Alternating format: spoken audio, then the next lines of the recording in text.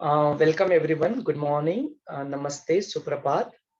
आज योग वशिष्ठ के इस श्रृंखला के 5वें दिन में आप सभी का स्वागत है। अपने मेंटर यतीन जोशी जी अपने साथ जुड़ चुके हैं। Welcome Yatin. So let us begin this session by chanting Om 3 times. Let us all close our eyes. आंखें बंद कर ले। एक साधारण सांस अंदर ले और छोड़ दे। एक गहरी लंबी सांस अंदर ले और मुस्कुराते मुस्कुराते छोड़ दे। ओमकार उच्चारण के लिए गहरी लंबी सांस अंदर ले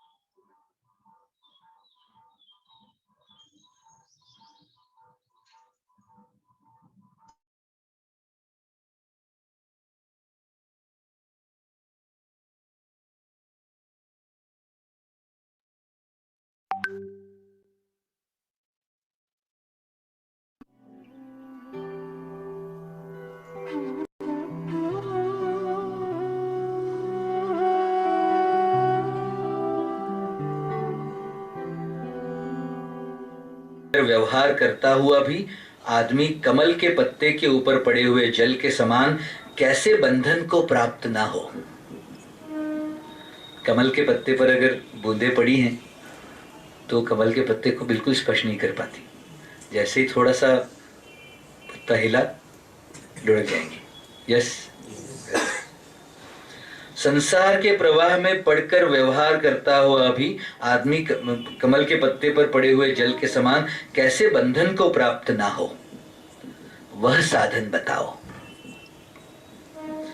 यह जला हुआ संसार जहां पर कि निरंतर दुख ही दुख है, सर्वथा निरस होने पर भी किस प्रकार मूर्खता को ग्रहण किए बिना सुस्वादु बनाया जा सकता है। आप अगर इसी संसार को देखें तो अलग अलग लोग अपनी अपनी इंटेलिजेंस के मुताबिक अलग अलग लेवल का जीवन जी रहे हैं। इसी संसार को, इसी जीवन को कुछ लोग संघर्ष बना रहे हैं, कुछ लोग युद्ध बना रहे हैं, कुछ लोग सेलिब्रेशन कर रहे हैं। सुन रहे हो मेरी बात? कुछ लोग खेल बना के जी रहे हैं, कुछ लोग बोझ भी बना रहे हैं इसी संसार को। ये व्यवहार कर लूं फिर ठीक हो जाएगा, वो व्यवहार कर लूं उसके बाद मैं कर लूंगा, ये कर लूं उसके बाद तृप्त हो जाएगा। ये हजारों बार करने पर भी, तृप्ति ना मिलने पर भी मूर्खों की तरह वही करते जा रहे हैं। सुन रहे हैं?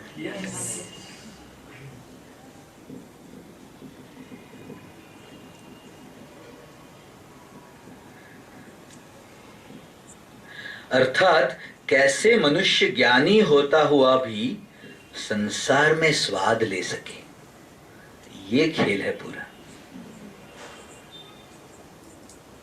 जैसे हम बात कर रहे थे उन 5 तत्वों की, शरीर मिला है तो पृथ्वी, जल और वायु के साथ संबंध है। शरीर छूटा तो इन 3 तत्वों से निजात हो गई। तो उनके साथ जुड़े हुए जो भी मैकेनिज्म्स हैं उसी समय खत्म। यस, उसी से जुड़ी हुई तीनों इंद्रियां भी खत्म। पृथ्वी तत्व से स्मेल जुड़ी है, जल तत्व से स्वाद जुड़ा है और वायु तत्व से स्पर्श जुड़ा है। ये तीनों खत्म हो जाएंगे। जैसे ही ये शरीर छूटेगा, अग्नि और आकाश तत्व आगे जाने वाले हैं जीव के साथ। तो उनके साथ जुड़ी हुई 2 इंद्रियां भी आगे जाएंगी, दृष्टि भी आगे जाएगी और श्रवणेंद्रिय भी आगे जाएगी। इसलिए जो जीव शरीर के बगैर घूम रहे हैं उनको दिखाई भी देता है, सुनाई भी पड़ता है।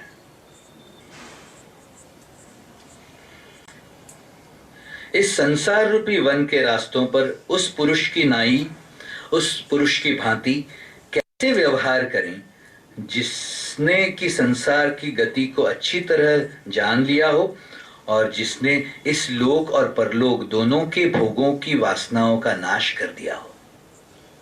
इस लोक और परलोक। कुछ लोगों के मन में ये भ्रम घुसा हुआ कि इस जन्म में चलो किसी तरह निभा लो, किसी तरह खत्म कर लो, उसके बाद जब स्वर्ग मिलेगा, जन्नत मिलेगी, तब का सुख भोगेंगे।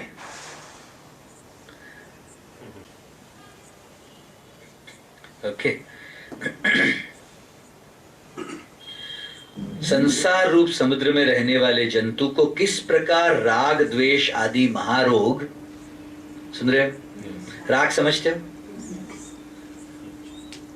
द्वेष समझते हो? फिर से एक बार क्लियर कर लेते हैं। जैसे हमने सुख और दुख को समझा, सुख माने प्रसन्नता का अनुभव, दुख माने सुख कम हुआ तो उसको दुख गया। यस, वैसे राग यानी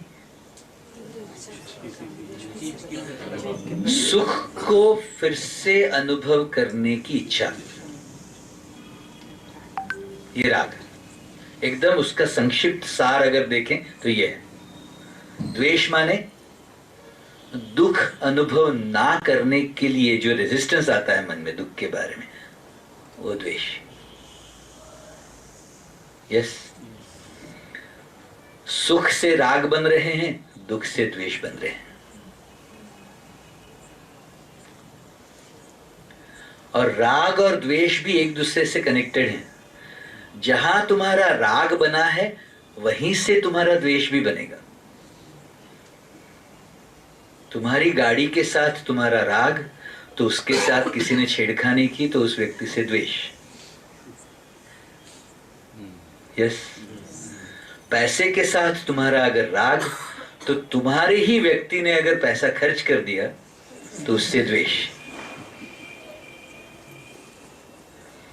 कंफर्ट के साथ तुम्हारा राग, तो जो व्यक्ति तुम्हें कोई ऐसा कार्य दे कि तुम्हें अपना कंफर्ट छोड़ के कोई काम में लगना पड़े, उस व्यक्ति से द्वेष। सुन रहे हो?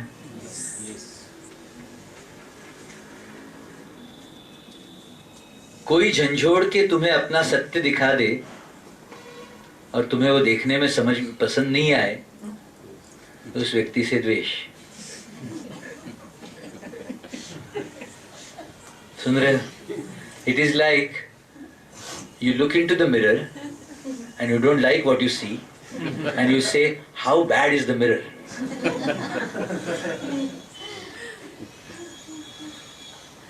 Yes? ये बात।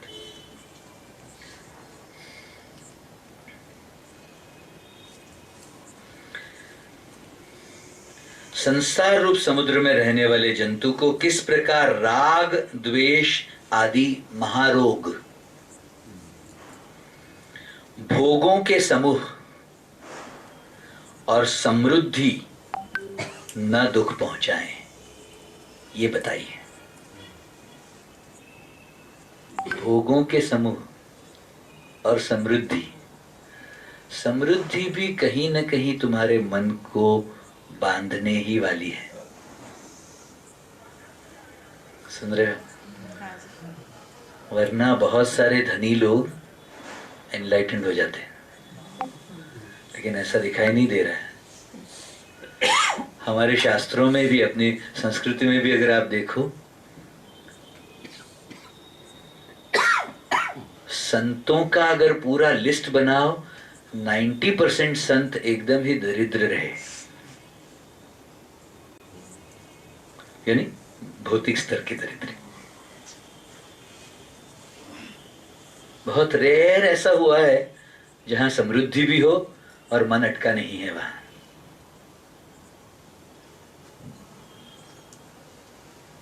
यस,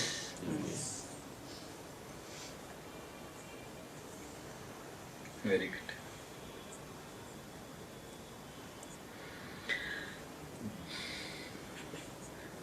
तो इन 3-4 चीजों को समझ लो। द्वेष और राग आदि महारोग, भोगों के समूह और समृद्धि।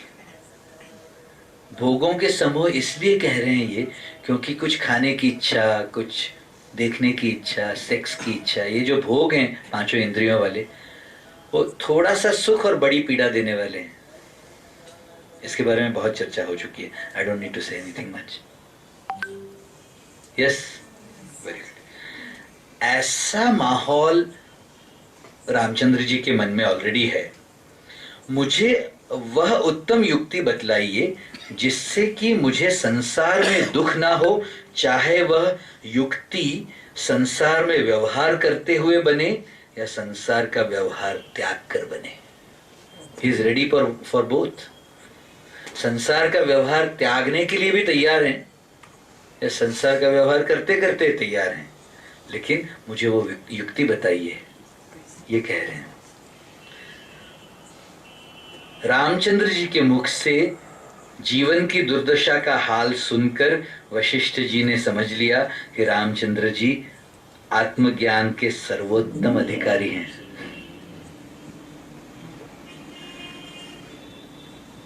इसलिए उन्होंने रामचंद्र जी को उस आध्यात्मिक विद्या का उपदेश देना आरंभ किया जो उन्होंने सृष्टिकर्ता ब्रह्मा के मुख से जगत के कल्याण के लिए सुनी थी। अब दुख निवृत्ति के उपाय। दुख का कारण संसार का राग है। अज्ञानी को ही दुख होता है। ज्ञान से ही दुख की निवृत्ति होती है। आत्मज्ञान से ही परम शांति प्राप्त होगी। ब्रह्मा द्वारा प्राप्त ज्ञान का उपदेश। उसके बाद हमने जीवन में पुरुषार्थ का महत्व देखा।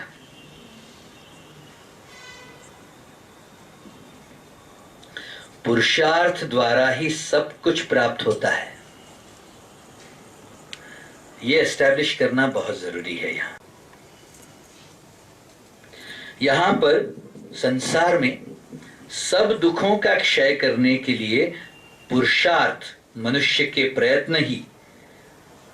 प्रयत्न के अतिरिक्त कोई दूसरा मार्ग नहीं है। Are you listening? Yes. संसार रूपी कोश में ऐसा कोई रत्न नहीं है जो शुद्ध पुरुषार्थ से किए हुए शुभ कर्म द्वारा प्राप्त न हो सके। हे महाबुद्धि वाले राम, तीनों लोकों में कोई ऐसा पदार्थ नहीं है जो उद्वेग रहित पुरुषार्थ द्वारा प्राप्त न किया जा सके। हे रघुनंदन, सब कुछ सदा ही सबसे इस संसार में अच्छी भांति किए हुए पुरुषार्थ द्वारा ही प्राप्त किया जाता है। जो इस पदार्थ को पाने की इच्छा करता है, जो जिस पदार्थ के पाने की इच्छा करता है और उसको प्राप्त करने के लिए क्रमशः प्रयत्न में रहता है, वह उसको अवश्य ही प्राप्त कर लेता है, यदि बीच में प्रयत्न को छोड़ न दे। क्लियर? यहां पर चुपचाप बैठे रहने से कुछ प्राप्त नहीं होता। जो जो जैसा जैसा यत्न करता है वैसा वैसा ही फल पाता है। आत्मा ही आत्मा का मित्र भी है, आत्मा ही आत्मा का शत्रु भी। Are you clear? यदि आत्मा ही आत्मा की रक्षा नहीं करता तो कोई और उपाय है ही नहीं। अगर तुम किसी और से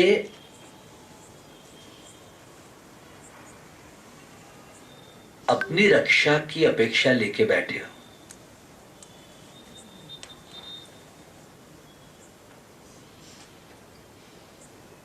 बड़ा भ्रम है।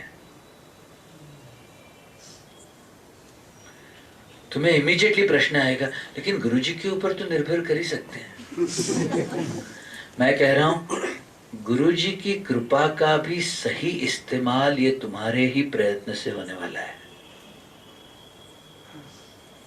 सुन रहे हो? कृपा तथास्तु के रूप में तुम्हारे साथ हमेशा के लिए है। अपने मन में तुम कैसे विचार, कैसी भावनाएं डेवलप होने देते हो,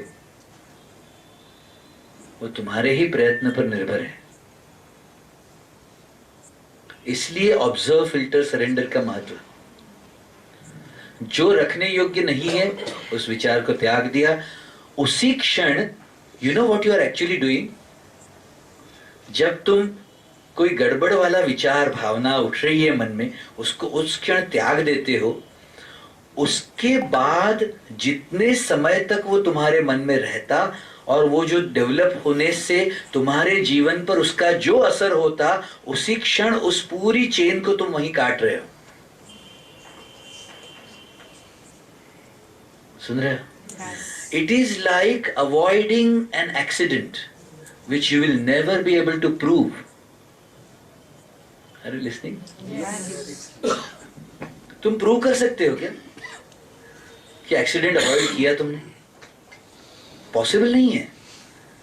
वो हुआ तब उसका दुख होता, उससे पीड़ा होती, उससे नुकसान होता।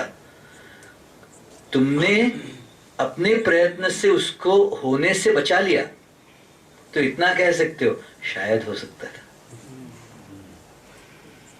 सुन रहे हो? It is actually like avoiding an accident. तुम ठोस कह सकते हो? नहीं कह सकते।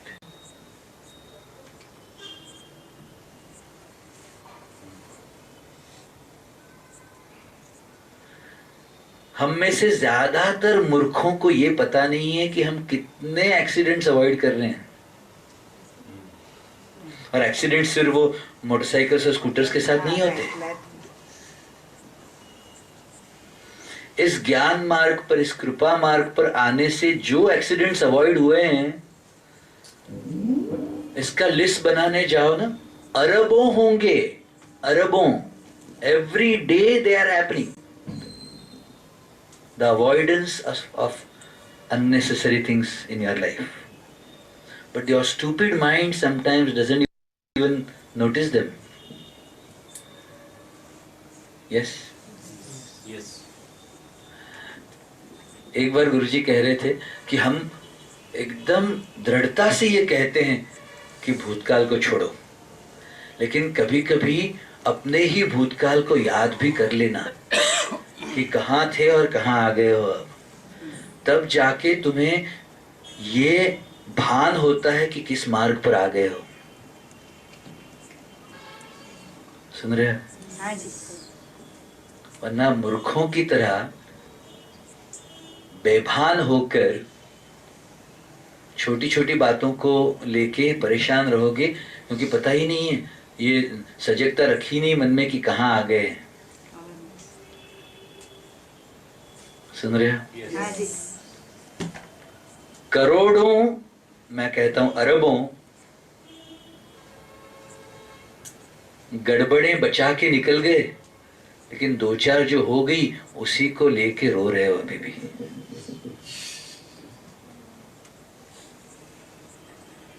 मैं तो ये कहता हूं, सजगता थोड़ी सी और होती तो शायद उसको भी बचा लेते।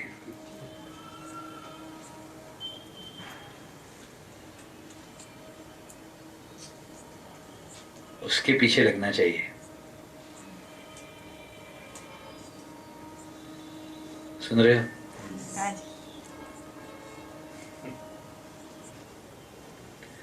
एक्सक्रूशिएटिंग पेन के साथ भी चेहरे पर मुस्कान तो बनी ही रह सकती है।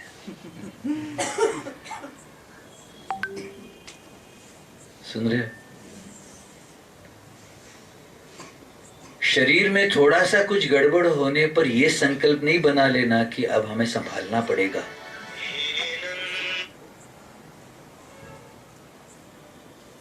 वरना उसी में तथास्तु हो जाएगा।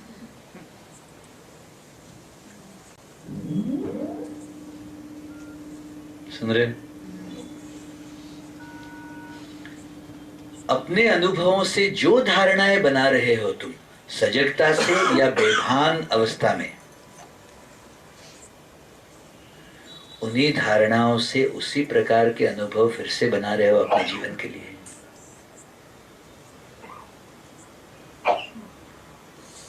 If you say somebody is wrong, all you will see about that person is wrong.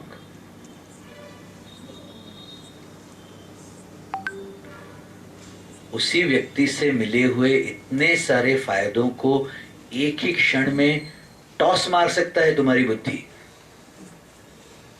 सुन रहे हो? एक कुछ गलत दिख गया, जजमेंट बना लिया, और अपने मूर्ख अहंकार को उन जजमेंटों के आधार पर पाल रहे हो। अहंकार को किसी को रॉन्ग करके राइट होने में रस आता है, याद रखिएगा प्लीज।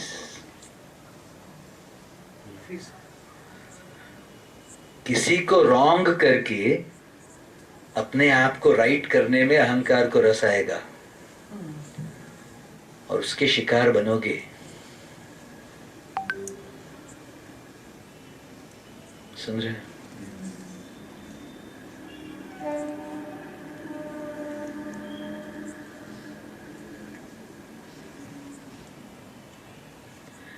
थोड़ी सी नजर घुमा के देख लो, तुम में बदियां कम है क्या?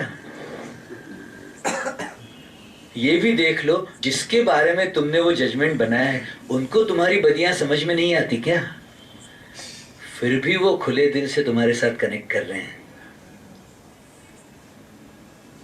सुन रहे हो मेरी बात?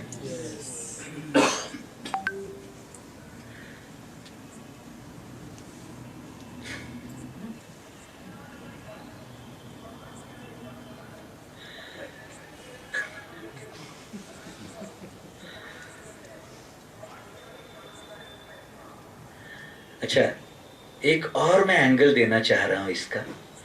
तुम्हारे पास एक ऐसा कोई व्यक्ति है क्या जिसको तुम 100% अनकंडीशनल हाँ कह सको?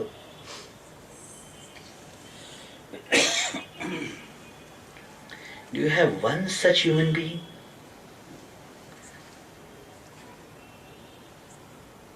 जो कहे कूद जाओ तो तुम कहोगे कितना ऊंचा कूदो, आप बताइए। सुन रहे हो मेरी बात?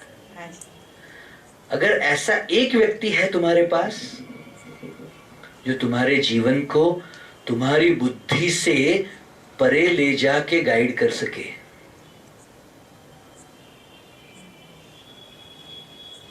तुम्हारी बुद्धि से तुम्हें परे ले जाके तुम्हें गाइड कर सके, तुम हाँ कहो उनको। Yes, I will do it. Just because you have told me, I will do it. हरिनो मारक छे शूरानो, नहीं कायरनु काम जो।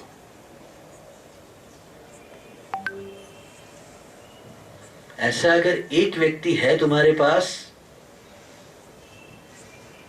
डिक्लेयर कर देना उनके सामने कि आज से मैं मेरे जीवन की बागडोर तुम्हारे सामने दे रहा हूं, तुम्हारे हाथ में। आप जो भी कहोगे मैं हाँ कहूंगा, मुझे गाइड करिए। अपनी बुद्धि से अगर समझ लेते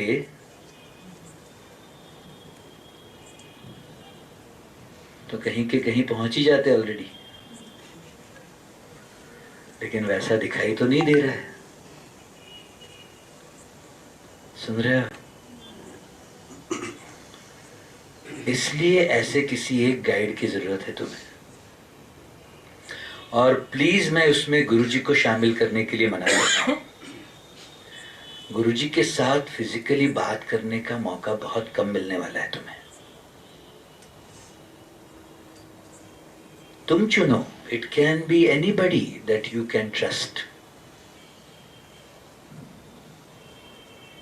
जिसमें तुम्हारा विश्वास है, ऐसे किसी एक व्यक्ति को, दो व्यक्तियों को चुन लेना जो तुम्हें तुम्हारी बुद्धि से परे जाके गाइड कर सके।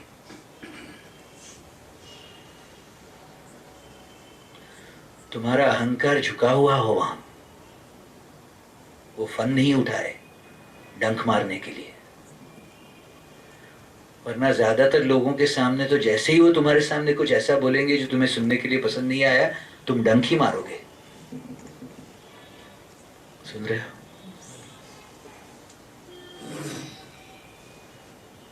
तुम्हारे अंदर का जो वो नाग बैठा हुआ है ना, अहंकार का, जहां वो झुका हुआ हो, ऐसी एक दो जगह ढूंढ लेना, बहुत लाभ में रहोगे। मैं ये कह रहा हूं, जैसे रामचंद्र जी ने ढूंढा हुआ है। सुन रहे हो?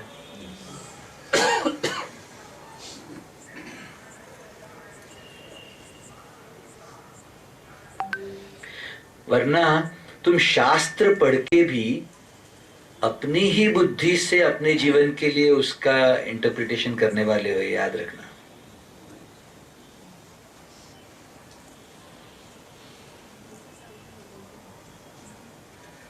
तुम अगर शास्त्र पर निर्भर करो, अपनी ही बुद्धि से समझने वाले हो, ऐसा ऐसा कन्वीनियंट इंटरप्रिटेशन कर लोगे,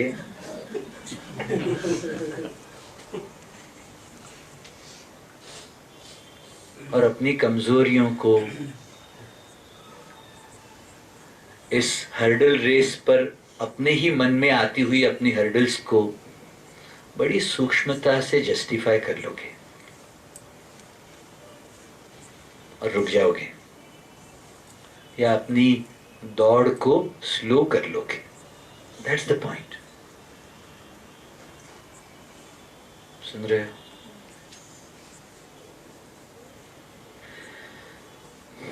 यू डिसाइड। जहां एक बार डिसीजन लिया, सबसे पहले सर झुका देना, जाके डिक्लेयर कर दो।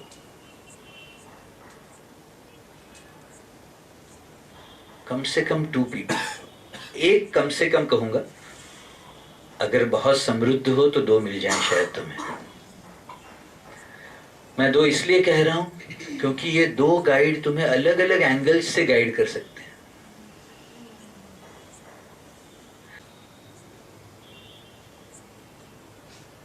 यस, हिम्मत वालों का काम है। लेकिन ये याद रखना, तुम्हें यहां खोने जैसा कुछ है नहीं। यस, तुम्हारे पास है क्या जो खो दोगे? तुम्हारे कचरों के अलावा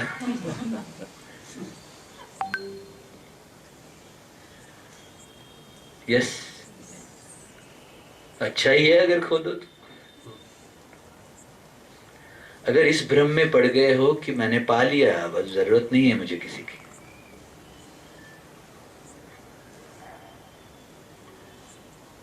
भयंकर राक्षसी पाल रहे हो। मन के 5 जो कार्य हैं, उसमें विपर्याय नाम का एक बहुत डेंजरस कार्य है मन का। विपर्याय माने मिस इंटरप्रिटेशंस, असत्य को सत्य मानना, सत्य को असत्य मानना, जो है ही नहीं उसमें विश्वास, जो है उसमें डाउट। सुन रहे हो? उससे निकलने के लिए एक ही उपाय, जिसको मैं रियलिटी चेक कहता हूं, उसके लिए तुम्हें गाइड की जरूरत पड़ेगी।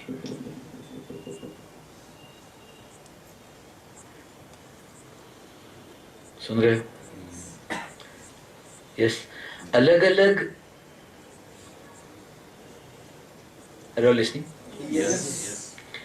अलग अलग जीवन के क्षेत्रों में तुम्हारा मन तुम्हें अलग अलग एंगल दे रहा है, जिनके द्वारा तुम उन क्षेत्रों का, उन एरियाज का एक्सपीरियंस करते हो, राइट? अनुभवों से पर्सपेक्टिव्स बने हुए हैं। समझते हो? कई बार तुम्हें उन पर्सपेक्टिव्स को फाइन ट्यून करने की जरूरत पड़ेगी।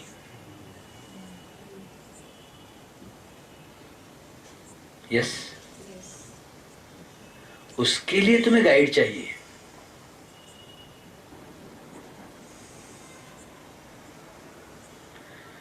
जैसे, सुन रहे? अपने बच्चों को पालने के बारे में भी तुम्हारे मन में कुछ पर्सपेक्टिव्स क्लियरली बने हुए हैं, जिसमें बहुत ज्यादा फाइन ट्यूनिंग की जरूरत है। यस, अपने पर्सपेक्टिव्स किसी के सामने खुलकर बोलो तो उसमें फाइन ट्यूनिंग होने का मौका है।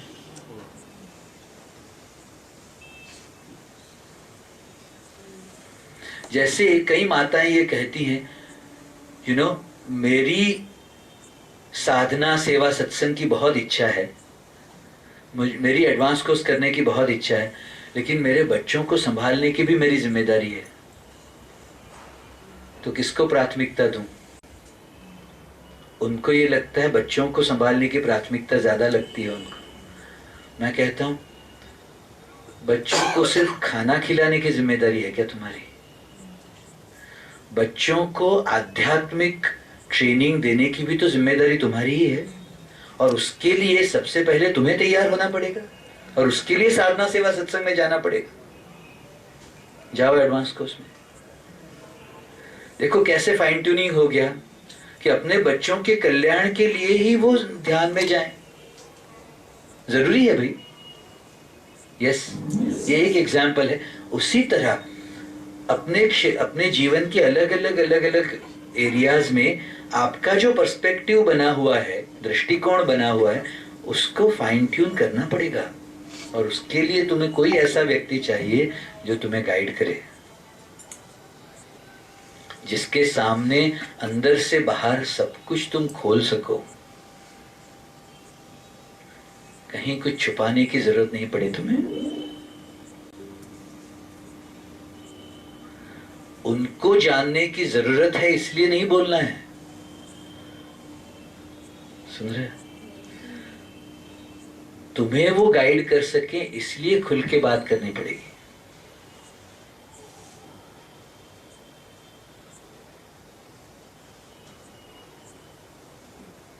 सुन रहे? ज्यादा हो रहा है क्या? एटलीस्ट एक, minimum one, I would recommend to, so that you get two angles.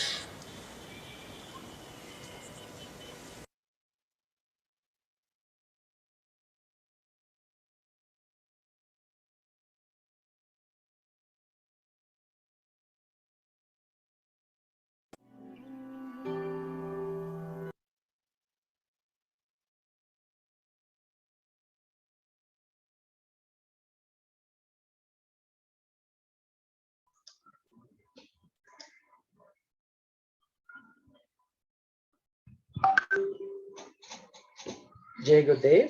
So that was day 5 अपने योग वशिष्ठ की श्रृंखला का 5वें दिन का श्रवण।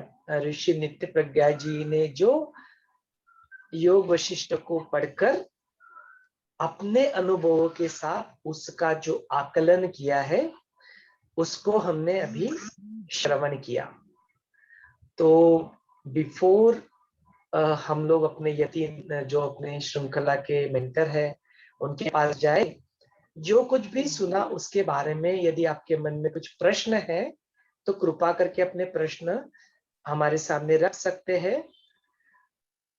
हमारा जो आकलन है, जो कुछ भी सुना या हमारा जो अनुभव है उसके बारे में, उससे जो आपके प्रश्नों के उत्तर हम लोग दे सकते हैं, तो हम लोग जरूर अपना पुरुषार्थ कर अपना प्रयत्न जरूर करेंगे।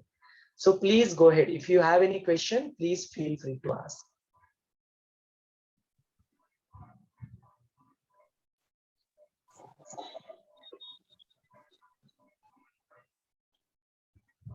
अच्छा, सोमेश्वर भैया, हाँ जी, बोलिए।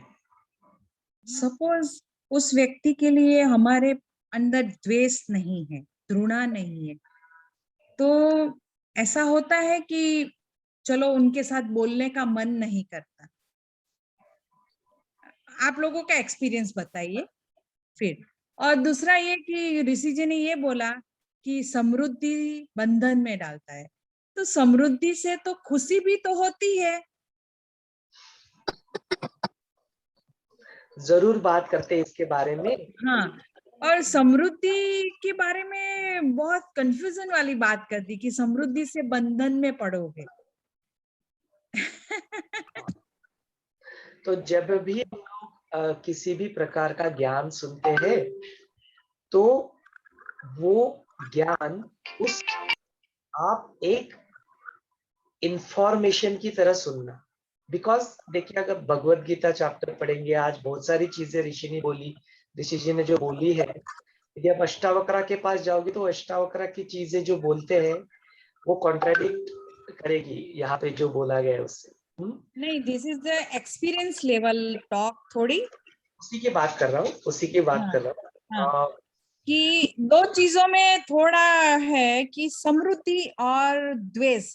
द्वेष में ये भी होता है कि कई बार बोलने का, चलो दिलो दिमाग से द्वेष नहीं है उस व्यक्ति के पास, उस व्यक्ति के लिए, पर बोलने का मन नहीं करता है, फिर वो मन से तो उतर ही जाता है उसके कुछ कर्म की वजह से। उसकी कुछ कर्म की वजह से वो मन से तो उतर जाता है। हाँ, चाहे वो एग्जाम्पल दो, संतान ही क्यों ना हो, कोई फैमिली मेंबर क्यों ना हो। और समृद्धि, समृद्धि को तो बहुत डिटेल में लेना पड़ेगा। हाँ, दोनों प्रश्न बहुत अच्छे से समझ लिए हैं, हम जरूर इसके बारे में चर्चा करेंगे। तो जो मैं बात कर रहा था, that was regarding the confusion. जब हम लोग किसी भी चीजें सुनते हैं और अपना अनुभव, अपनी रियलिटी, अपना परसेप्शन चीजों के बारे में कुछ अलग होता है, उसकी चीजों की वजह से, अपने अनुभव से जो हम अपने मन में धारणा बना के रखते हैं, कॉन्सेप्ट्स बना के रखते हैं, उसके अनुसार और कुछ सुनते हैं तो मन कंफ्यूज हो जाता है। That is what I am talking about. तो ज्ञान क्या है और इंफॉर्मेशन क्या है, इन दोनों का फर्क थोड़ा समझ लेते हैं। जो हम लोग सुनते हैं, भले ही वो अष्टावक्र हो, भले ही वो योग वशिष्ठ हो, पतंजलि के सूत्र हो, नारद भक्ति सूत्र हो, जो कुछ भी सुन रहे हैं वो अपने लिए इंफॉर्मेशन हो गई, माहिती ज्याला आपण म्हणतो। हाँ, जो अपने लिए इंफॉर्मेशन हो गई। वैसे आप जस्ट गूगल के जैसे मैंने बताया, वैसे एक और भी है जो हमें बहुत सारी इंफॉर्मेशन देते रहते हैं, वो है अपने गूगल बाबा, आज के गूगल बाबा। तो बोलते हैं ये सब इंफॉर्मेशन हो गया। ज्ञान कब होता है? उस क्षण को, उस क्षण में रहकर, उस क्षण को वहां पे उसका सत्य जानकर, अपने अनुभवों के परे जाकर, जो कुछ भी आपने सुना है उस वक्त आप उस इंफॉर्मेशन को अप्लाई कर कर, यदि आप अपने कॉन्शियसनेस को, अपनी जो बाकी चीज जो स्तर है प्राण शक्ति को ऊपर उठा सकते हो, अपने बाकी के एनवायरमेंट को, उसकी प्राण शक्ति को ऊपर उठा सकते हो, या आप यदि किसी व्यक्ति के साथ बात कर रहे हो, उस व्यक्ति की प्राण शक्ति को यदि आप ऊपर उठा सकते हो, तो वो ज्ञान हो गया। अदरवाइज वो बस खाली आपके लिए इंफॉर्मेशन है। फॉर एग्जाम्पल, गीता में हम लोग सुनते हैं, न कोई मांगता है न कोई, अभी आप कुछ को ये किया तो वो आपका पाप कर्म बनेगा, आपको कर्म भुगतना पड़ेगा। और जेल में कोई व्यक्ति गया है जिसके हाथ से कुछ गलती हो गई है, एंड वो अभी पूरी तरह से ये है, ये मेरे से,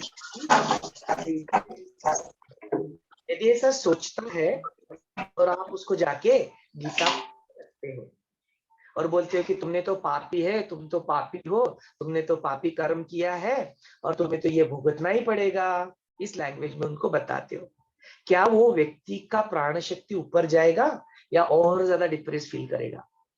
यदि आपके कुछ भी कथन से उस व्यक्ति का प्राण शक्ति ऊपर जाता है तो वो उस वक्त का उसके लिए ज्ञान बन गया। यदि उसका प्राण शक्ति वो नीचे जाता है तो वही दोधारी तलवार जो है वो उसके लिए मारक बन गई।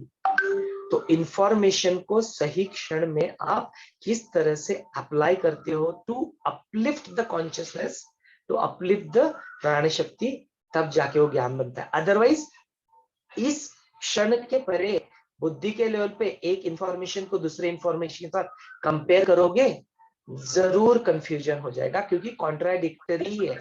वो शब्द मुंह से निकल रहे तो वो असत्य बन जाते हैं। रियलिटी को हम लोग शब्दों में बयान कर ही नहीं सकते, बिकॉज ट्रुथ जो होता है, सत्य जो होता है, वो ऐसे लीनियर नहीं है, इट्स स्पेरिकल।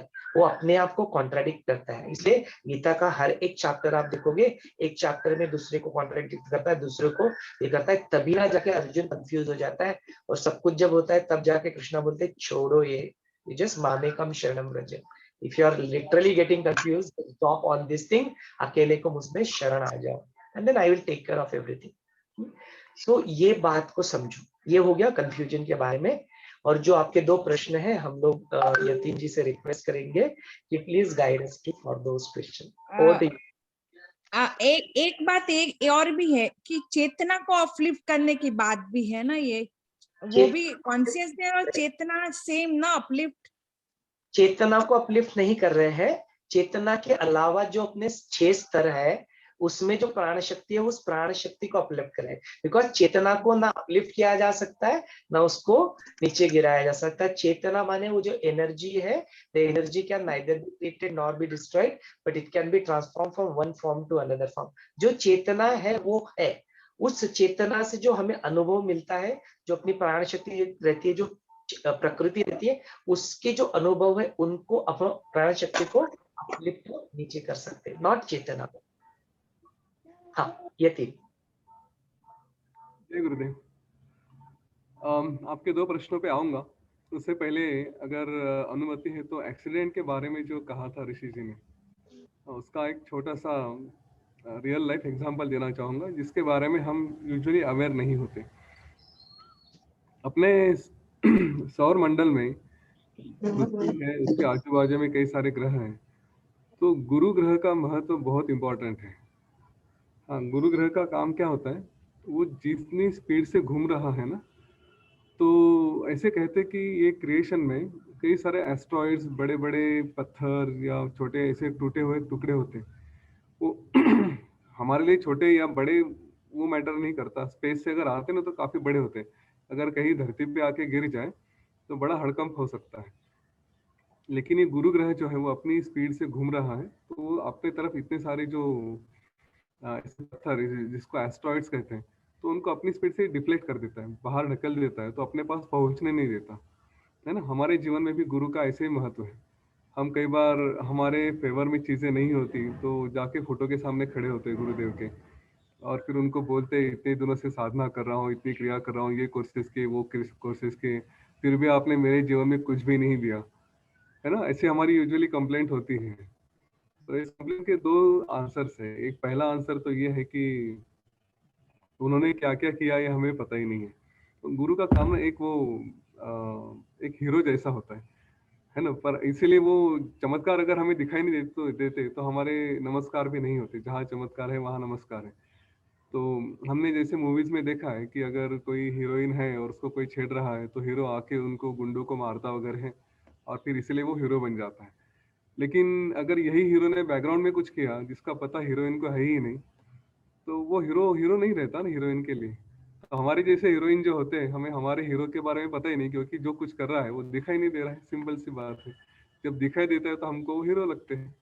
ये पहली बात। और दूसरी बात, हम जो मांग रहे हैं या मिल रहा है, कोशिश कर रहे हैं, तो आज एक अच्छा नॉलेज शीट आया था गुरुदेव का ही है कि अगर कोई बच्चा भूखा है और अपनी माँ के पास दूध मांग रहा है और माँ नहीं दे रही है, तो उसका कारण है कि दूध बहुत गर्म है, मुंह जल जाएगा। उसको दूध ठंडा होने में थोड़ा समय लगता है, तो बेटे को उतना रो भी रहा है तो भी पेशेंस रखना पड़ेगा।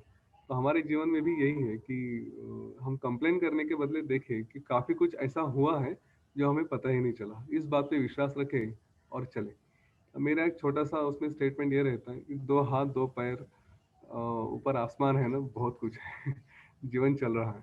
हमने जो सेवा करते हैं उनको पता है, उनकी एक्सपेक्टेशन लाइफ से बहुत कम होती है और कंप्लेन भी नहीं होती। इसलिए हमने अपने कोर्सेज में भी पॉइंट लिया था। अगर रिस्पॉन्सिबिलिटी लेते हैं, दुनिया देखने जाते हैं ना, तो पता चल जाएगा कि हमारी कंप्लेनिंग का स्वरूप ही नहीं रहेगा, कोई कंप्लेंट ही नहीं रहती जीवन में। इसके बाद आपने जो क्वेश्चन पूछा था के बारे में, अगर हमें द्वेष नहीं है फिर भी मन में बात करने की इच्छा नहीं होती, तो हमने पिछले 2-3 दिनों में जो सिक्योरिटी इनसिक्योरिटी की बात की थी, जो अपनापन की बात की थी कि हमारा स्वरूप जो है वो कुछ है, सर्वसमावेशक है। हम लोग दूसरों को जब देखते हैं ना, तो एक एंटिटी करके देखते हैं कि हाँ, कोई है जिसके साथ मुझे अटैचमेंट है। जहाँ पे द्वेष है, आज ही वही बात की थी ना, जहाँ पे राग है वहीं पे द्वेष है। अगर समझिए कि हमारा जैसे माता पिता में और बच्चों में कई बार हो जाता है झगड़ा इधर उधर, तो हम वो बच्चे के साथ अटैचमेंट है इसलिए द्वेष भी हो जाता है। अगर अटैचमेंट नहीं रही, राग नहीं रही, तो फिर कोई प्रॉब्लम ही नहीं ना। सामने वाला अगर है पड़ोसी है जिससे हमारा झगड़ा हो चुका है, तो दिखने के बाद तो मन में ये नहीं आता कि हाँ इससे बात करूं, लेकिन बात करने का मन भी नहीं हो रहा है। करेक्ट। तो कहीं ना कहीं अटैचमेंट है। तो यहाँ पे ना सारा आज ऋषि जी ने भी जो बताया शास्त्रों के साथ चलिए, हम भी बार बार यही बात कर रहे हैं कि कुछ भी हो जाए, अपना कर्तव्य, अपनी ड्यूटीज क्या है, ये हमें पता होना चाहिए। और इसका बहुत सिंपल सा आंसर है जिसके बारे में आज ऋषि जी फिर से बता रहे थे कि हम, कोई एक गाइड होना चाहिए ना, तो हमेशा वो प्रश्न मन में आने दीजिए। अगर ऐसा लग रहा है मैं इस सिचुएशन में क्या करूं, क्योंकि हम तो जीवन में हर दिन में कई सारे डिसीजंस लेते रहते हैं, तो ये भी एक डिसीजन होता है कि ये खड़ा है सामने, इससे बात करूं कि नहीं करूं। है ना। तो अपने आप में मन में पूछिए, ठीक है मेरी जगह अगर गुरुदेव होते तो क्या करते। उसका जवाब जो मिला वो मिला। एक अपना अस्तित्व को इतना ऊपर तक लेके जाइए कि हम खुद एग्जिस्टेंस में है ही नहीं। हाँ, मैं बार बार थोड़ा इस बात पे स्ट्रेस देता हूँ कि एक भक्ति और एक डिवोशन इस तरह से लेके आए कि मेरा अस्तित्व मेरा है ही नहीं। जो भी काम कर रहे हैं, चाहे वो किसी से बात करनी है, चाहे घर में कुकिंग करना है, चाहे पढ़ाई करनी है, चाहे जॉब करना है, जो भी कर रहे हैं वो मैं अपना अस्तित्व नहीं है, वो मैं किसी का। और आज इसीलिए इस बात पे ऋषि जी ने शायद स्ट्रेस भी दिया था कि वो मैं गुरु का काम कर रहा हूँ। जो भी है उनका है, उनको समर्पित है, तो उसका परिणाम भी उन्हीं का ही रहेगा। मुझे तो एक शरीर मिला है, इसलिए बस इसको लेके जाना है। तो इसलिए जो काम करूंगा सबसे अच्छा करूंगा, क्योंकि वो गुरु के सामने तो हम कोई ऐसी वैसी चीज रखेंगे नहीं, या ऐसा ऐसा काम भी नहीं करेंगे। वो रहा ना, वो भावना से जब काम करेंगे ना, तो ये सब प्रश्न मन में आएंगे ही नहीं कि इस सिचुएशन में क्या करना है क्या नहीं करना है। बस वो आपका है, कर रहा हूँ। ना ईगो रहेगा। यहाँ पे ईगो भी आड़ा आता है कि ऐसे कैसे बात कर सकता हूँ, क्योंकि मैं तो माँ हूँ, मैं तो बाप हूँ, बच्चे के सामने कैसे झुक सकता हूँ, वो ईगो भी आड़ा आता है। अपने अस्तित्व के बारे में जब जाएंगे ना, ये सारी चीजें जब छोड़ देते हैं कि मैं नाम की कोई चीज ही नहीं है, ये एक शरीर है और ये अभी गुरु कृपा के इससे चल रहा है, तो बस उसी को डिवोट करूंगा, तो ये प्रश्न आएंगे नहीं फिर। ठीक है ना। और दूसरा प्रश्न क्या था, मैं शायद समृद्धि समृद्धि के बारे में भी बात की थी आपने। देखिए ये जो सारे ज्ञानी हो चुके हैं ना, भगवान श्री राम है या श्री कृष्ण है, तो अपने जीवन में तो समृद्ध थे, उन्होंने ये सब ज्ञान पाके सब छोड़ा नहीं। लेकिन उस समृद्धि के साथ उसके अटैचमेंट उनकी नहीं थी। बस यही सबसे बड़ी बात है, ध्यान में रखिए। हम लोग यूजुअली समृद्धि के पीछे भागते हैं और वहाँ पे अटैच हो जाते हैं। आज अगर आप गुरुदेव को देखेंगे तो क्या उनके जीवन में समृद्धि नहीं है। अगर फ्लाइट से ट्रैवल करते हैं तो बिजनेस क्लास से भी ट्रैवल करते हैं, और कहीं यहाँ पे आते हैं तो उनको सब फैसिलिटीज अच्छी अच्छी दी जाती है हमारे भक्तों की ओर से। उनकी मांग कुछ नहीं होती, पर जो आता है उसको रिजेक्शन भी नहीं होता। ये देखिए यूजुअली हमारा क्या कहेंगे उसको, ज्ञान में एक कंसेप्ट बन जाती है कि मुझे कुछ नहीं चाहिए करके।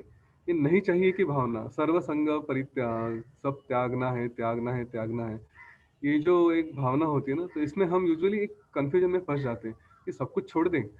तो इसमें ये सब कुछ छोड़ने के आगे जाके ना बहुत सुंदर कहानियां हैं। एक अति सुंदर स्टोरी आएगी, अगर यहाँ पे मुझे लग रहा है कि शायद ऋषि जी की इसमें स्टोरीज कवर नहीं है, तो फिर हम कुछ अलग सेशन रखें ना, उस स्टोरीज भी आगे जाके कवर करेंगे।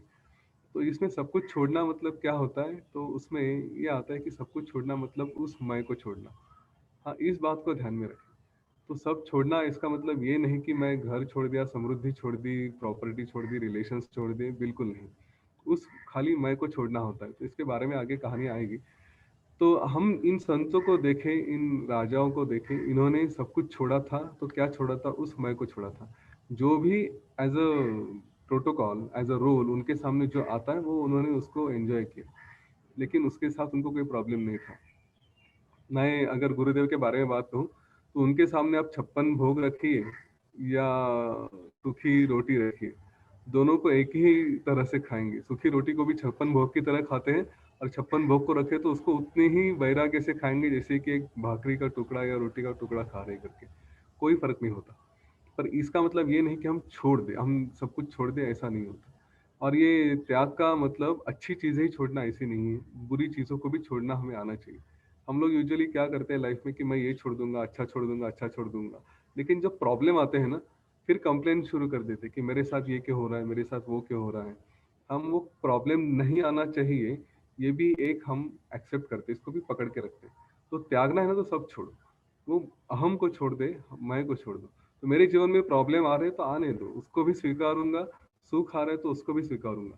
मैं ये कंप्लेन नहीं करूंगा कि मुझे सुख भी छोड़ना है और दुख भी छोड़ना है। हम यूजुअली दुख छोड़ने की भी बात करते हैं, हमें दुख नहीं चाहिए होता, तो दुख भी छोड़ना है ऐसे हमारी अपेक्षा होती है, पर वो नहीं होता। जीवन है तो दुख भी आएगा, सुख भी आएंगे, दोनों को इक्वली लेना चाहिए। ठीक है। और कुछ था क्या सोमेश्वर कहने के लिए? इमोशनल एक्सीडेंट जो बोल रहे थे ना, उसके बारे में कैन यू जस्ट इलैबोरेट मोर थोड़ा? बिकॉज नॉर्मली जो बोल रहे थे ना, एक्सीडेंट नॉर्मली अवेयरनेस जब आपका नहीं रहता तब होता है, तो थोड़ा maybe you can elaborate on emotional accident. हम जब ज्ञान में हैं तो what are the normally examples, या फिर how can we overcome over that? मुझे ठीक से वो ये नहीं आया, आप प्रश्न समझ में नहीं आया। एक्सीडेंट्स के बारे में आप एग्जैक्टली क्या प्रश्न है? मतलब जैसे जैसे ऋषि जी बोल रहे थे ना, एक्सीडेंट सिर्फ वो व्हीकल के साथ नहीं होते, हमारे साथ भी एक्सीडेंट होते रहते हैं, but we are not aware about that. हम इस ज्ञान के में आने के बाद we must have saved from lot of accident, मतलब काफी एक्सीडेंट से हम बचे हैं, बट हमें अवेयरनेस नहीं है। तो यू कैन जस्ट टेल, मतलब उसके बारे में थोड़ा बात कर सकते हैं। So what kind of accident normally we are kind of saved from when we come in knowledge, ऐसे एक आध एग्जांपल। हाँ, बहुत सारी चीजें होती है। मैं एक उदाहरण देता हूँ आपको। एक हाइपोथेटिकली, रियल नहीं, एक लड़की है, यंग है, और किसी के रिलेशन में जाना चाहती है। उसको कोई लड़का पसंद आ गया, उसके साथ दोस्ती बढ़ानी है, और फिर बाद में जाके उसको लाइफ पार्टनर भी करना है। और वो लड़का भी उसको सपोर्ट कर रहा है, एक तरह से क्या बोलते हैं उसको, रिस्पॉन्स दे रहा है। लेकिन उसके मन में खोट है। अब ये लड़की डिवोटी है, गुरु को फॉलो करती सब कुछ है, और लड़के के मन में खोट है, उसके मन में कुछ अच्छे इंटेंशन नहीं है। अभी जब ये उनकी कहानी आगे बढ़ने लगती है तो कुछ ऐसा हो जाता है कि या वो लड़का सडनली फॉर वॉट रीजन इस लड़की के जीवन से चला जाता है। और इस लड़की को फिर थोड़ी दिनों के लिए दुख होता है कि अरे मैं कुछ तो अच्छा मेरे जीवन में होने वाला था, लेकिन ये सडनली क्या हो गया, गुरुदेव आपने ऐसे कैसे कर दिया। मैं कुछ अच्छा, एक मुझे पार्टनर मिला था, मुझे एक अच्छा साथीदार मिला था, जीवन में खुशी आने वाली थी, और ये आपने क्या कर दिया, है ना। इस तरह के विचार हमारे मन में आते हैं। तो यहाँ पे अगर विश्वास है, अवेयरनेस है, तो ये डेफिनेटली होगा कि जो हुआ वो अच्छा हुआ, गुरुदेव ने जो किया वो मेरे लिए अच्छा ही किया। लेकिन अगर वो अवेयरनेस नहीं रहा तो हम ब्लेम करने लगते हैं। तो इस बात को समझे कि कोई तो, जैसे हम जिसको पूरा जीवन सौंप सकते हैं उसी के बारे में कह रहे थे कि एक डेडिकेट कर दिया, एक कोई तो सोर्स है जो हमारा पूरा जीवन की फिक्र करेगा। तो जो उन्होंने किया अच्छा ही किया होगा, वो छोड़ दे कि हाँ हुआ तो कुछ तो अच्छा होगा इसके पीछे। बाद में कभी रिवील होता है कि हाँ अरे वो ऐसा था वैसा था, और फिर हम जाके बोलते हैं ठीक है उस वक्त जो गुरुदेव ने किया था वो अच्छा था, और आज की तरफ देखते हैं तो अच्छा ही है लगता है। तो शायद इमोशनल एक्सीडेंट के बारे में एक इस तरह का एग्जांपल हो सकता है। कई सारी चीजें होती हैं जीवन में कि हम कुछ करना चाहते हैं और वर्कआउट नहीं होता, उल्टी भी होती है। ये तो मैं हमेशा सास बहू का एग्जांपल देता हूँ कि हमने अपने कई शहरों में, कई गांवों में खास करके देखा है कि लेडीज यूजुअली स्पिरिचुअलिटी की तरफ आते हैं। अगर हमारे साथ में भी देखें तो हम में से कई लोग जब क्रिया करने के लिए आए हैं ना, तो उसके पहले कई दोस्तों ने या रिश्तेदारों ने बोला था कि अरे जाके कोर्स कर, लेकिन हमारे जीवन में कुछ तो छोटा मोटा इधर उधर हुआ, तो उसके बाद हम आ गए क्रिया करने के लिए। तो हमने आने से पहले शायद जिनकी वजह से आए थे, जिन्होंने हमें तकलीफ दी थी, उनको कई बार ब्लेम किया है। बहू ने कई बार सास को ब्लेम किया है, सास ने कई बार बहू को ब्लेम किया है। लेकिन उनको ब्लेम करने के बाद जब यहाँ पे आते हैं तो अपना जीवन खुद का सुधर जाता है, कई अच्छी चीजें जीवन में घटने लगती हैं।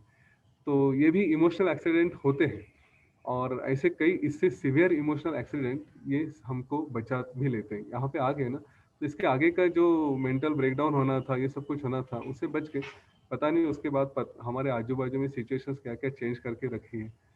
तो वो हमेशा जो मैंने एग्जांपल दिया हीरो का, वो हीरो का ही है, काम है, पता नहीं चल रहा क्या क्या कर रहे हैं जीवन में, कौन से एक्सीडेंट्स बचा रहे हैं। गाड़ी का ही नहीं, इमोशनल मतलब हम ब्रेक डाउन होते हैं, फाइनेंशियली ब्रेक डाउन होते हैं। हमने वो भी देखे कि फाइनेंशियली भी कुछ ऐसा हुआ था कि बच गए, पता ही नहीं चला कि अरे ये तो बाद में पता चलता है उन्होंने कुछ तो किया था करके, है ना। ये आपके प्रश्न का उत्तर मिला Anjali? Yes, yeah, thanks, yeah.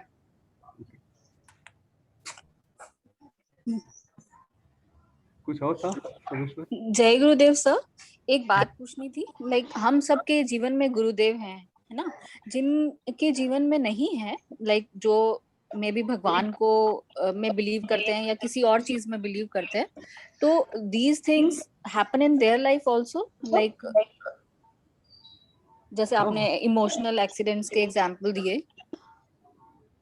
ये सबके जीवन में होता है, अपनी श्रद्धा का विषय है। देखिए गुरुदेव ये क्या कहेंगे, कॉन्शियसनेस का एक फिजिकल फॉर्म, चैतन्य को हम साक्षात देख रहे हैं, क्योंकि हम चैतन्य का स्वरूप इसको कोई वर्णन नहीं कर सकता। तो हमारी तो टेंडेंसी है ना, हमें कुछ तो चाहिए फिजिकल फॉर्म में देखने के लिए, तो इसलिए हम उनको एक भगवान को, गुरुदेव को अपने फॉर्म में देखते हैं। तो ऐसा नहीं है कि गुरु नहीं हुआ तो कुछ नहीं हो सकता, गुरु होना जरूरी है। पर कोई लोग होते हैं कि जो भक्ति में इतने डूब जाते हैं, संत मीरा जैसे होते हैं, मीराबाई जैसे, तो वो तो उन्होंने भगवान कृष्ण के अपना सब कुछ मान लिया था। तो उतनी भक्ति अगर है तो भी अच्छा है, बस जहाँ पे भी रहेंगे ना उसमें वो डिवोशन होना चाहिए। तो आप भगवान को मान रहे हैं, भगवान में उतना डिवोशन रखिए। कई बार वही होता है कि और खास करके आजकल के समय में कि हमें हमारी श्रद्धा थोड़ी कच्ची बन जाती है, तो हमें कोई और एक फिजिकल फॉर्म में भी चाहिए कि जो मार्गदर्शन कराए। और वो अगर आते हैं तो भी कहीं पे हमारी जो भगवान के ऊपर श्रद्धा थी वही यहाँ पे कृपा में सामने आ गई। हम यूजुअली ये समझते हैं कि हम गुरु को चुनते हैं, ऐसा नहीं होता। इस बात का पक्का ध्यान में रखें, गुरु हमको चुनते हैं, ये उनकी कृपा है। और हमें क्यों चुनेंगे, तो हमारा कहीं तो पुरुषार्थ है, कहीं तो हमने श्रद्धा रखी है, कुछ तो हुआ है, इसलिए उन्होंने हमें चूज किया, वरना नहीं होता, ये पक्का नहीं होता। कई सारे लोगों का यहीं पे एक्सपीरियंस है कि हम कोई कोर्स करना चाहते हैं, जब तक उनकी मर्जी नहीं होती नहीं होता। हमें प्रयत्न करने चाहिए, लेकिन राइट टाइम वही चूज करेंगे। जी, थैंक यू। Really amazing. अच्छा, जब ऋषि जी बात कर रहे थे ये तीन, तो ही also spoke about couple of things about dropping this body, माने जब ये शरीर हमें छोड़ के चला जाता है, एंड देन वो पंच महाभूतों के बारे में भी बात कर रहे थे।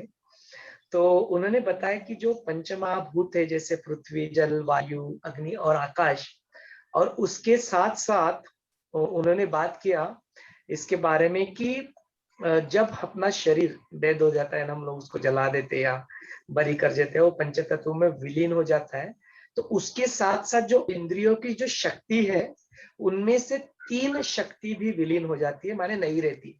फॉर एग्जाम्पल उन्होंने हमें बताया कि जो पृथ्वी तत्व जो होता है, उसके साथ अपने सूंघने की शक्ति जो होती है, स्मेल होता है, वो खत्म हो जाती है।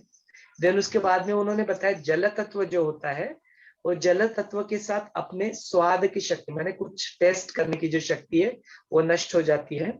और जो अपना वायु तत्व होता है, जो स्पर्श करने की जो शक्ति है, वो नष्ट हो जाती है।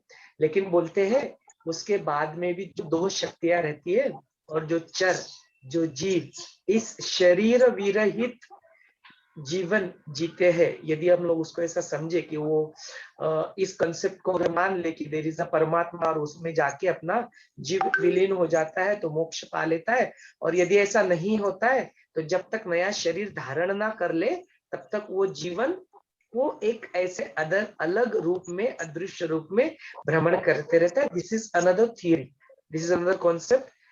अगर ऐसा होता है तो उनकी जो दो तत्व जो रहते हैं, जो अग्नि तत्व रहता है और उससे रिलेटेड दृष्टि वो शाबूत रहती है, एंड आकाश तत्व जो रहता है उससे जुड़ा हुआ जो अपना श्रवणेन्द्रिय जो है वो शाबूत रहता है। एंड देन पहले जो तीन जो बताए, दैट इज स्पेसिफिकली अपने अस्तित्व के जो 7 स्तर है उनमें से जो एक पहला स्तर है शरीर, उससे ये चीजें जुड़ी होती है, पृथ्वी, जल एंड वायु, जिससे स्मेल, स्वाद और स्पर्श हम लोग बॉडी को जला देते हैं उससे वो नष्ट हो जाता है। लेकिन अग्नि तत्व से जुड़ी दृष्टि, इसलिए वो चर भी हमें देख पाते हैं या हमें सुन भी पाते हैं, बट वो हमें स्पर्श नहीं कर पाते, हमें स्मेल नहीं कर पाते या स्वाद नहीं ले पाते। सो ये सारी चीजें होती है। तो what is your view point on this? What is it that Rishi was trying to tell us? Please, we want to hear your viewpoint on this.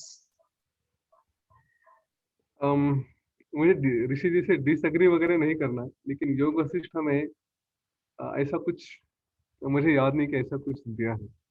योग वशिष्ठ हमें 2 चीजें ही कही है।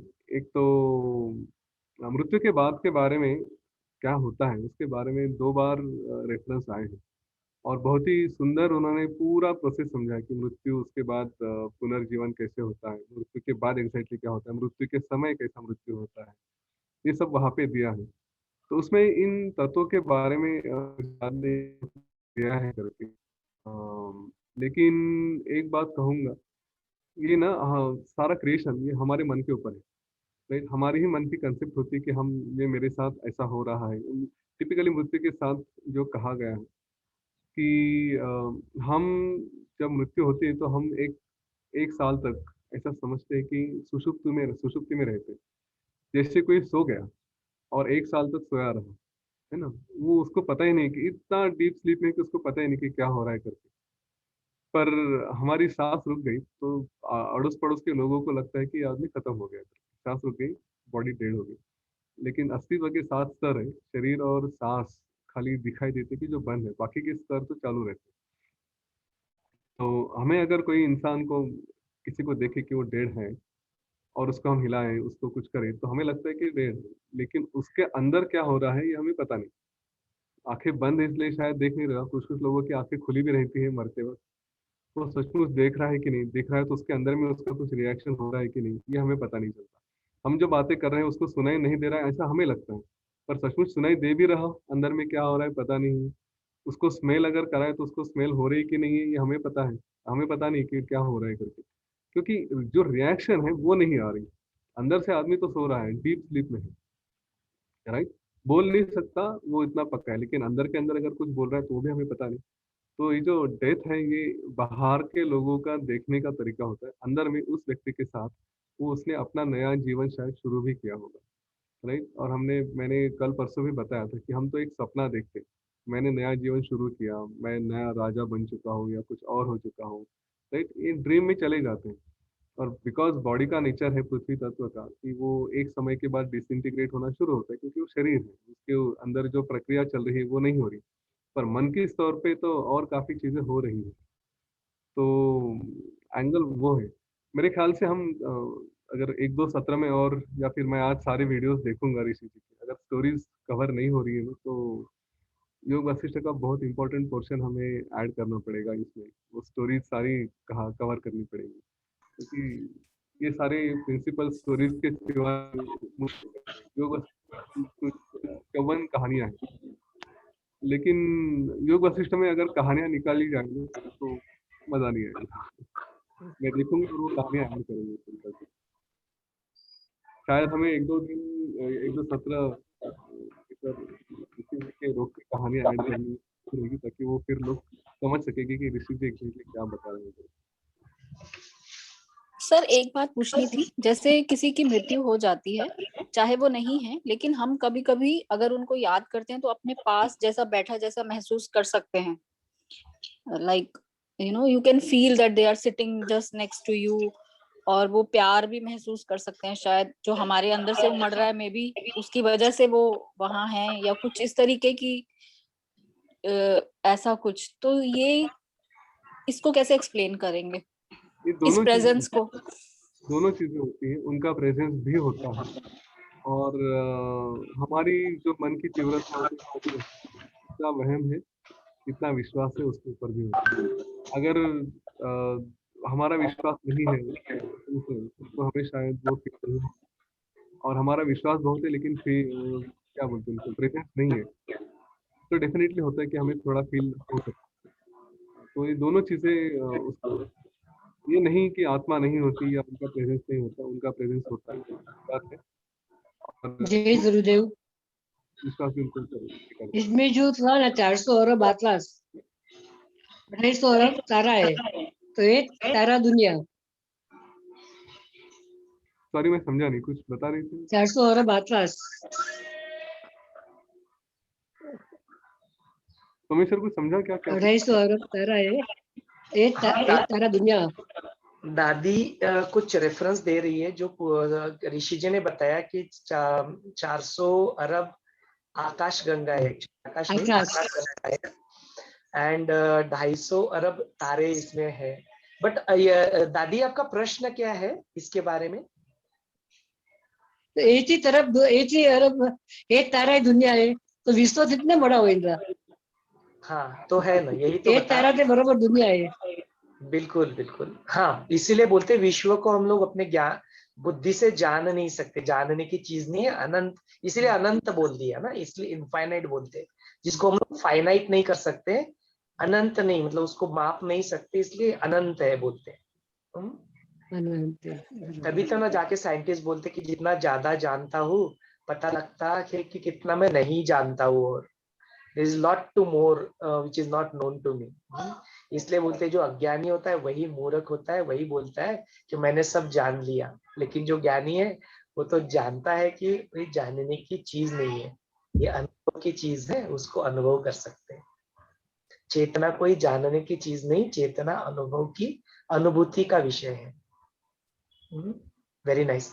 And then in the end बोलते हैं कि ऋषि जी बोलते हैं कि अपने जीवन में आप क्या करो कि हो सकता है ना कि जो जो चेतना है उससे आप बात ना कर पाओ, हो सकता है कि गुरुदेव को आपने सदगुरु अपने जीवन में मान लिया, लेकिन हो सकता है कि फिजिकली उनसे आप बार बार बात ना कर पाओ। लाखों करोड़ लोग गुरुदेव से बात जो फिजिकल लेवल पे वो तो हो नहीं सकती, चेतना के लेवल पे तो जाते हैं हम लोग फोटो के सामने या ऐसे कॉन्शियसनेस के सामने तो बात कर ही देते हैं, लेकिन बोलते हैं ऐसा कोई अपनी एक या दो व्यक्ति अपने जीवन में जरूर आप किसी को भी रख लो जिनके सामने आके अपना पूरा अपना, there is no secret, honesty के साथ, प्रामाणिकता के साथ उनके सामने रख दो, तो वो अपने को फिर गाइड करेंगे and you go ahead with it.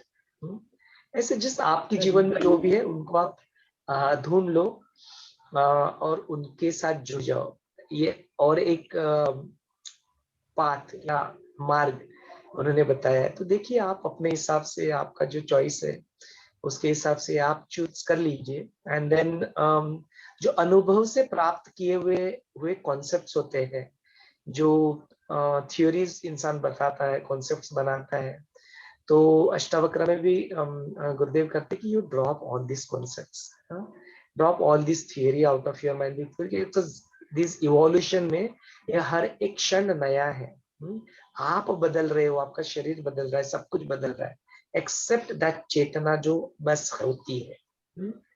तो इसलिए जो बाकी के जो स्तरों पे जो कॉन्सेप्ट्स बन जाते हैं ना मन में, जैसे कि यतीन जी भी हमें बताते हैं कि जो ब्रह्मांड बना लिया हर अपने मन में, एक अलग सा ब्रह्मांड बना लिया अपने खुद के लिए, तो बोलते वो ब्रह्मांड दैट्स नॉट रियल एक्चुअली, वो तुम्हारे मन का क्रिएशन है, उसको you just drop it, you just drop that, then only you can experience. बोलते अमन बोलते तभी शांति, मन जहाँ पे नहीं है तब अमन बोलते हैं, तब जाके यू विल एक्सपीरियंस द शांति।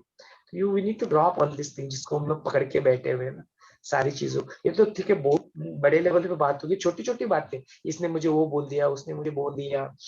अभी के अपने किसी बहन ने प्रश्न भी पूछा था कि वो पर्टिकुलर व्यक्ति अपने मन से उतर जाता है, नजर से उतर जाता है।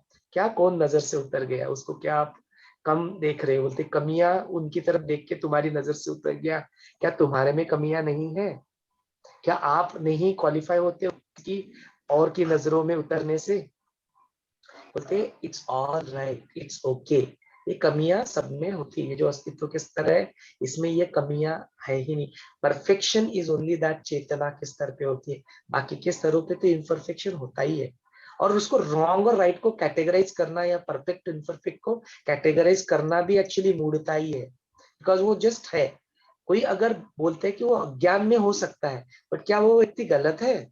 ऋषि जी आज बताते हैं, हाँ, किसी ने कुछ कर दिया, एक चीज कर दिया, बोल सकते कि वो अज्ञान में है, वो ज्ञान को अभी तक जाने नहीं, but it doesn't mean that वो बुरे व्यक्ति है। तो अगर कोई बुरा व्यक्ति नहीं है तो कैसे आपकी नजर से उतर गया वो? जस्ट इसके बारे में सोचो, अलग तरह से अगर सोचने लगोगे तो दृष्टिकोण बदल जाएगा। जो आपके मन से उतर गया है, हो सकता है कि वो आपका सबसे प्यारा व्यक्ति क्यों ना बन जाए। इट्स ऑल पॉसिबल, बस everything is changing anyway. With that note, we will conclude today's session here and continue with tomorrow's session. Thanks for joining. Thank you Yatin for your sharing. तो आपका जो हमारे साथ साझा किया उसके लिए आपका बहुत बहुत धन्यवाद। सभी जो अपने पार्टिसिपेंट्स है और अपने व्यूअर्स है जो इन वीडियोस को देखते हैं, लाइक करते हैं, सब्सक्राइब करते हैं, उनका सभी का भी बहुत बहुत धन्यवाद। इस श्रृंखला को जारी रखते हैं और जैसे यतीन जी ने बताया इसमें थोड़ी स्टोरीज भी ऐड करेंगे ना, वो बच्चों की तरह अगर कहानी सुनेंगे तो इनोसेंस से कहानी सुनेंगे तो उसमें से भी इन कॉन्सेप्ट्स को या इन ज्ञान को समझने में, अनुभव में लाने में I am sure there will be definitely a value है। So we will go ahead with few stories also, जो भी 56 स्टोरीज जो बताए हैं यतीन जी ने, हम लोग एक एक स्टोरी को हर दिन सुनेंगे जो रिलेवेंट है, and then we can continue this श्रृंखला। With that note, wish you all the best। सभी को इस दिन की बहुत बहुत सारी शुभकामनाओं के साथ आज हम लोग यहीं पे विराम लेते हैं। जय गुरुदेव। जय गुरुदेव। थैंक यू सो मच भैया। जय गुरुदेव। सर सोशल मीडिया का कुछ नहीं है।